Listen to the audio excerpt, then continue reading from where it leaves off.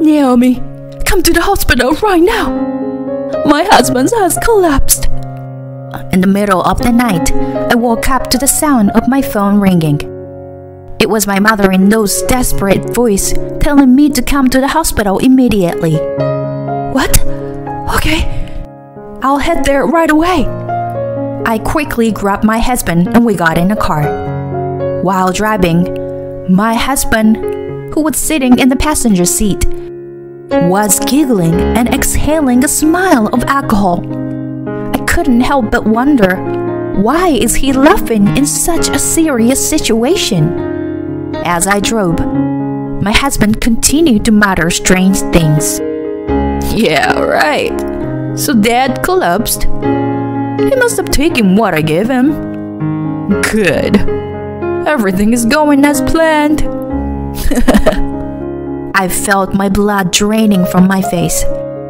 My heart was pounding in my chest. The only sound in the car was my husband's unsettling laughter. Now, I can become the president of the company. When he said that word, I changed the destination and made a sharp turn. My name is Naomi. It's been 3 years since I married my husband Steve, and we live alone without children. We do want children eventually, but for now, we've decided to focus on work after discussing it together. This is because Steve's father was the president of a printing company, which, although not a large corporation, was a well-known company in our local area. They handle a wide range of work, from corporate flyers to official government documents to web design. You can always see their work around town. Steve, being the only son and heir, quit his previous job and learned the business from his father after we got married. I also wanted to contribute, so I started working with Steve and my in-laws. We agreed not to have children yet, so we could concentrate on work, as there was still so much to learn. Although there were many things I didn't know as a beginner, the job was rewarding and fun every day. My father-in-law was a reserved and very strict person, but he was more serious about work than anyone else and was respected by both customers and employees. In contrast, my mother-in-law was a lovely and talkative person who paid attention to every detail and was always cheerful. I admired and loved my in-laws, especially the way they got along so well with each other. It made me imagine that Steve and I could also have a great future together. At first, I thought everything would go smoothly after we got married. However, Steve's attitude towards me changed a little after we were married. Although he had suggested we share the household chores as we both worked, he began to coming home later and later, until I was the only one doing all the housework. Even if he occasionally came home early, he would just play with his phone and not do anything. He used to thank me when I made dinner before we got married, but now he hardly talks during meals. Lately, he has begun coming home late at night more often. When I asked him if something is wrong, he just goes straight to his room without even looking at me. As these days continue, the once happy married life has become a pile of dissatisfaction towards my husband. When I complain about his attitude, he always responds in the same way. I'm a man who will become the CEO in the future. Know your place. At first, I was just surprised by my husband's terrible language. But as it continued, my disgust grew. Naturally, thoughts of divorce crossed my mind many times. But my in-laws were such nice people, and I didn't want to break off my relationship with them through divorce. The employees at my father-in-law's company were also good people, and the work itself was interesting. I thought it was better to put up with some frustration rather than lose all of this by divorcing Steve. One day, An event happened that pushed me to my limit. Late at night, I received a call from my mother-in-law. She was in panic. She said my father-in-law had collapsed, and my mind went blank. I woke up Steve, who was sleeping, and shook him in a panic. "Steve, wake up!" "What's wrong? It's still dark." I told him what my mother-in-law had said, and he yawned lazily. "Your father collapsed. I just got a call from your mom." "Huh? Dead? Can it wait until morning?" "What are you saying? He collapsed." "Oh, okay. Just give me a minute." Steve, who still seems dazed, ignored my words and tried to slip under the covers. My husband, who hadn't come home until late as usual today, must have been out drinking. No matter what I said, he didn't seem to hear me and only gave me half-hearted replies. So I reluctantly dragged my husband into the car and headed to the hospital. Until we got into the car, he grumbled and complained, looking unhappy. However, once we started driving, the movement of the car seemed to be soothing, and my husband quickly fell asleep in the passenger seat. Even though his own father was in danger, I couldn't help but sigh at Steve's carefree demeanor. How can you sleep so soundly in this situation? To my surprise, he responded to my muttered words. "When I said it was from you, Naomi, Dad was super happy to take it, you know." It was more like a sleep-talking reply than a coherent one. Chuckling in a creepy way, Steve continued speaking. "He never drinks with me, no matter how many times I ask. But once I mentioned your name, he immediately agreed and started getting ready. Isn't it strange? What kind of a father he is? Huh. And he drank so much today. But you know what? With this, I can become the president soon." Steve's words made my blood run cold. Could it be that my husband put something in the drink? What if my father-in-law collapsed because of his doing? As I watched Steve laugh uncontrollably, looking so happy and amused, I felt a chill run down my spine. I could feel my fingers gripping the steering wheel, growing cold. Panicking, I quickly parked the car and nervously phoned my mother-in-law.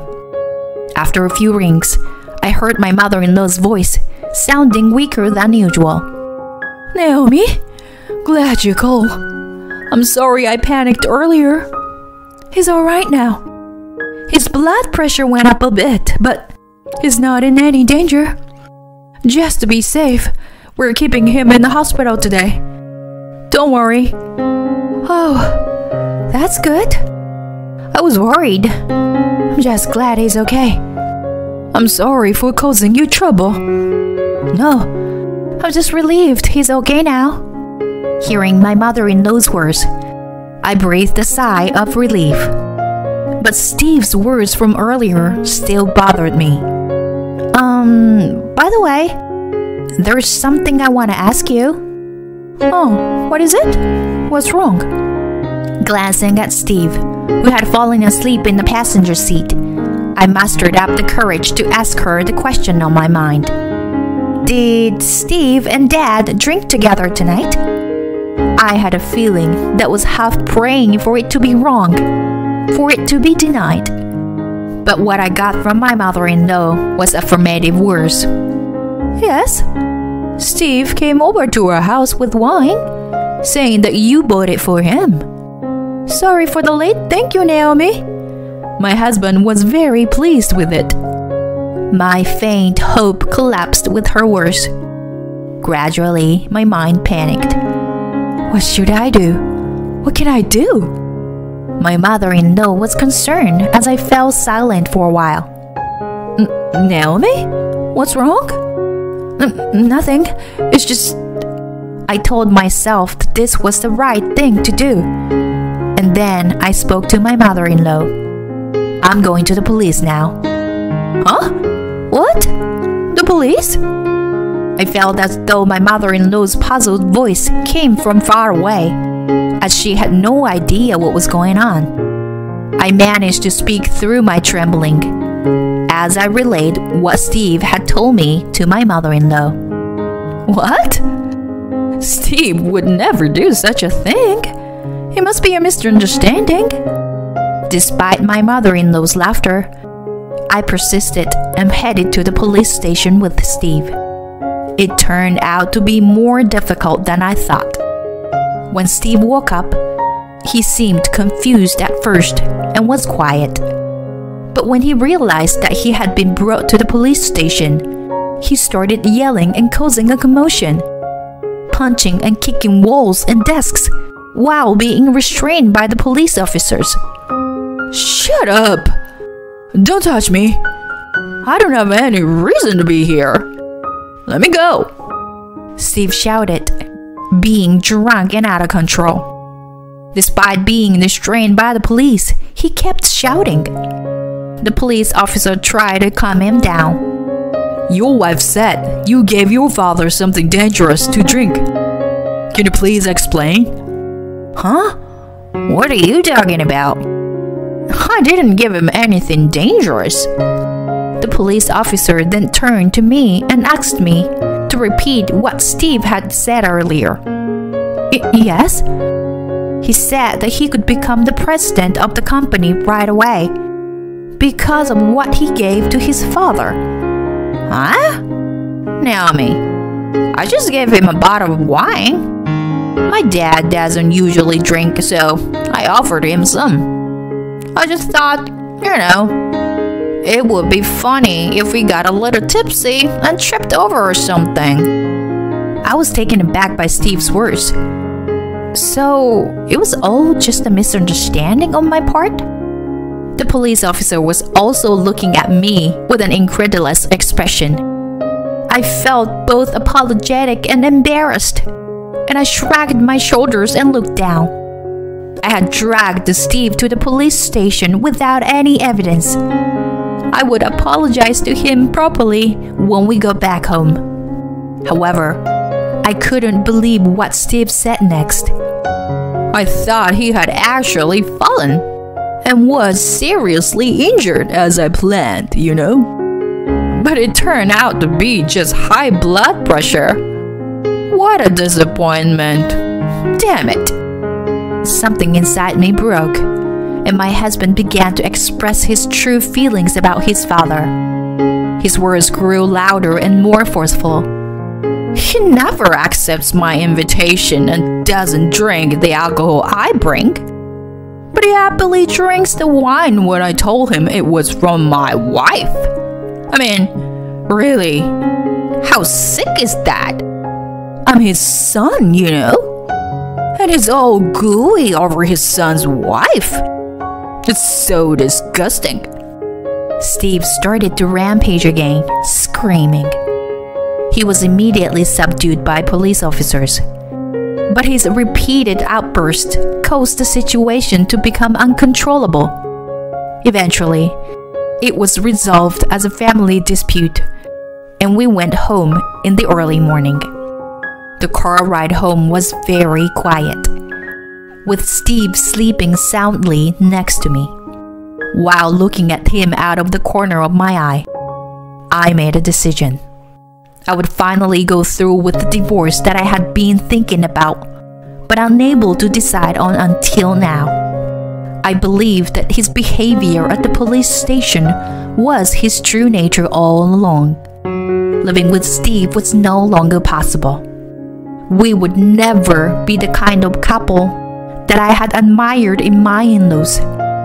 Certainly, my father-in-law had been very good to me and had treated me with care. But that was because I was Steve's wife. I think he made an effort to make me feel at home as part of family, despite not being related by blood. He also worried that working in his company, which was in an unfamiliar industry for me, would be suffocating. Perhaps he was kind to me precisely because I was a stranger. On the other hand, my father-in-law was especially tough on Steve.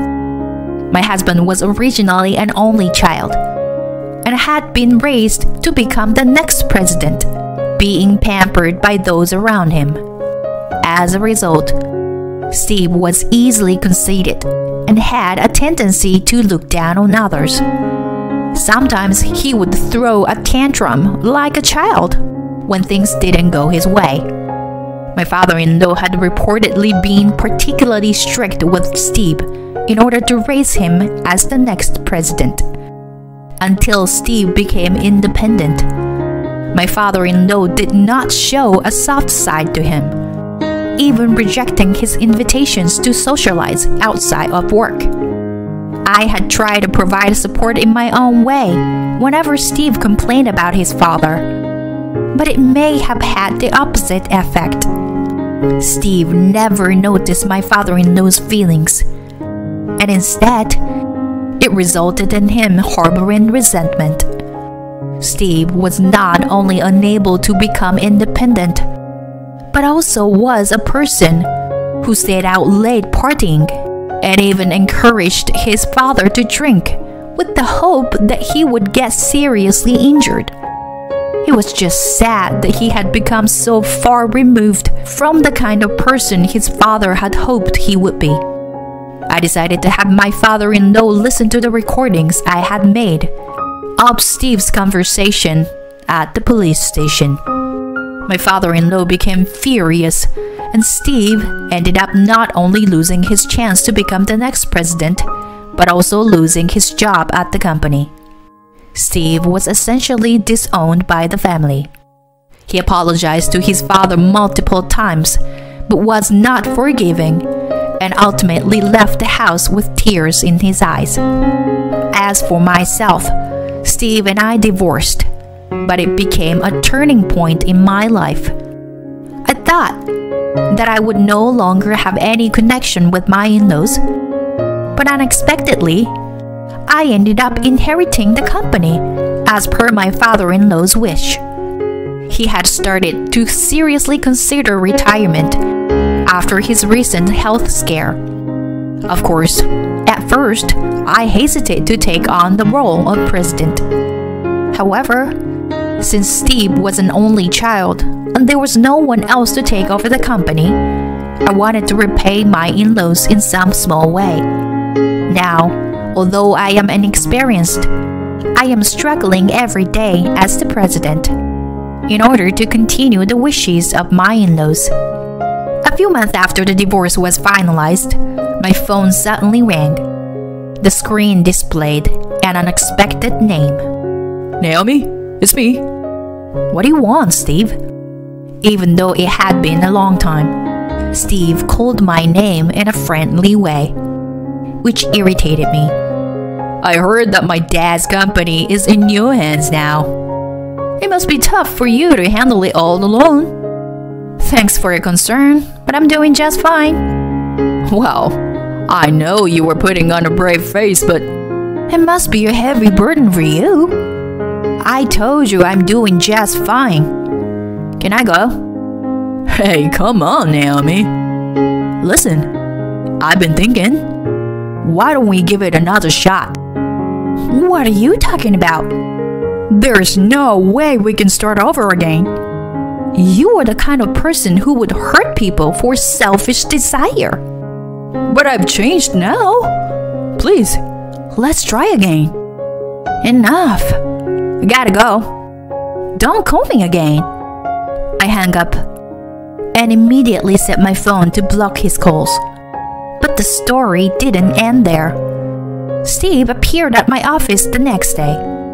As I was walking from the company towards the parking lot, while chatting with a new employee after work, Steve and some other men approached us.